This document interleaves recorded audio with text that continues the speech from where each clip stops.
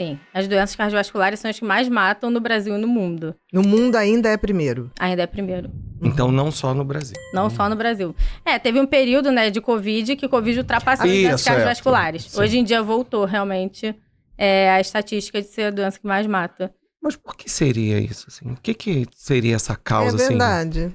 O que leva a isso? Eu acho que, na verdade, a doença coronariana, ela tem que ser vista da história da pessoa. Desde que ela era... Porque a pessoa que infarta com 40, 60 anos, esse infarto começou quando ela tinha 12 anos. Jura? Exatamente. Foi visto, né, tem um estudo, aqui do Brasil mesmo, né, que pegou 300 pessoas, né, de 12 a 33 anos, que morreram por mortes violentas, a maioria por bala perdida, né? Porque Brasil, infelizmente, né? É verdade. Isso no Brasil todo? No Brasil. E aí fizeram necrópsia dessas pessoas e viram, né, que 97% de 12 a 33 anos já tinham doença coronariana. Não grave, né? Mas já tinham placa ali na coronária. Então é um 12 processo... a 37. 12 a 33 anos. A 33 anos. Exatamente. Então, o processo, eu sempre falo isso para os meus pacientes, o que você faz hoje vai refletir na sua vida daqui a 20, 30 anos.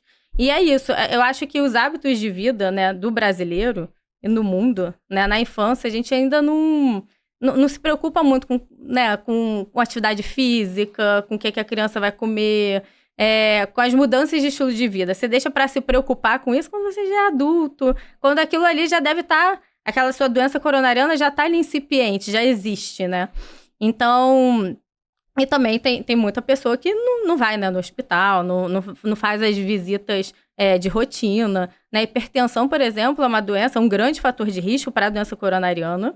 E ela é silenciosa, completamente. Na maioria das vezes, a pessoa não tem sintomas, né? Ela é hipertensa já há anos. Alta, né? Ainda mantém o padrão de 14 por 8? Sim, 14 por 9. 14 por 9, a hipertensão, ela é definida, né, com uma pressão sistólica maior ou igual a 140, né, milímetros de mercúrio, ou uma diastólica maior ou igual a 90 milímetros de mercúrio, aferida em 2 momentos diferentes, com método de aferição adequado, né?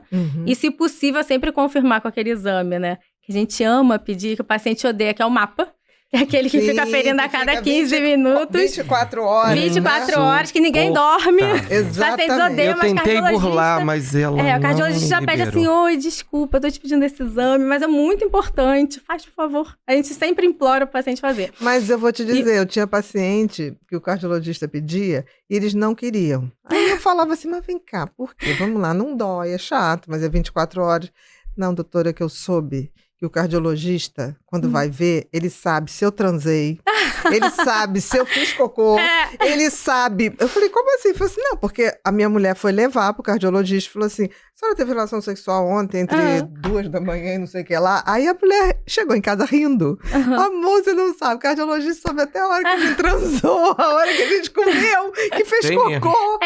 Nesse exame você tem que fazer um diário também, Exatamente. né? Você tem que falar tudo que você tá fazendo, a hora. Então você faz um diário, a gente sabe da vida inteira do paciente, é ótimo. Exatamente. E a gente ainda impede o paciente de tomar banho nesse dia, porque nesse dia não vai poder tomar banho. Não toma banho também. Não toma banho, é ótimo, o exame é maravilhoso, né? Mas enfim, e aí a gente, né, voltando pro diagnóstico de hipertensão, né? Na maioria das vezes, a pressão ela vai ser silenciosa, né? A pessoa não vai ter sintomas. E aí a pessoa pode estar anos e anos hipertensa sem perceber.